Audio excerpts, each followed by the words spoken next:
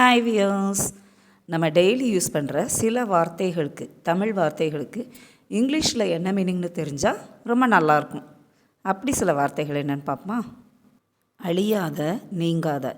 இது கரையாகவும் இருக்கலாம், சிலருடைய வார்த்தைகளாகவும் இருக்கலாம். இந்த அழியாத கரை அப்படின்னு சொல்கிறோமா, இதுக்கு இங்கிலீஷில் என்னென்னா இன்டெலிபிள். இன்டெலிபிள்.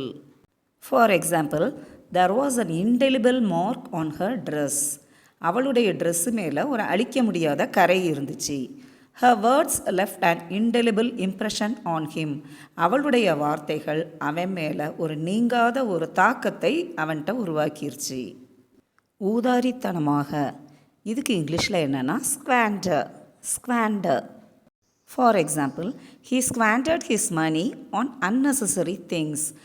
அவனுடைய பணத்தை எல்லாமே தேவையில்லாத பொருட்களுக்காக ஊதாரித்தனமாக செலவழித்தான். நல்ல பெரிய பதவியில் இருக்கிறவங்கள சுற்றி ஜால்ரா அடிக்கிற கூட்டமாக இருப்பாங்க. அந்த ஜால்ரா அடிக்கிற கூட்டத்தை என்ன சொல்லலாம்னா lickspittle. Lickspittle. He is always surrounded by lickspittles. அவனை சுற்றி எப்போவுமே ஜால்ரா அடிக்கிற கூட்டம் இருக்கும். சிலர் ஒரு விஷயத்தை துருவி துருவி கேட்பாங்க. அந்த துருவி துருவி கேட்குறதுங்கிறதுக்கு இங்கிலீஷில் என்னென்னா pry. Pry. She likes to pry into private affairs of others. அவளுக்கு அடுத்தவங்களுடைய சொந்த விஷயங்களை துருவி துருவி கேட்குறது ரொம்ப பிடிக்குமா. சின்ன குழந்தைகளுக்கெல்லாம் செல்லம் கொடுக்கறது, அதை இங்கிலீஷில் எப்படி சொல்லலாம்னா pamper. Pamper. Don't pamper only your younger child. உன்னோட சின்ன குழந்தைக்கு மட்டும் செல்லம் கொடுக்காத.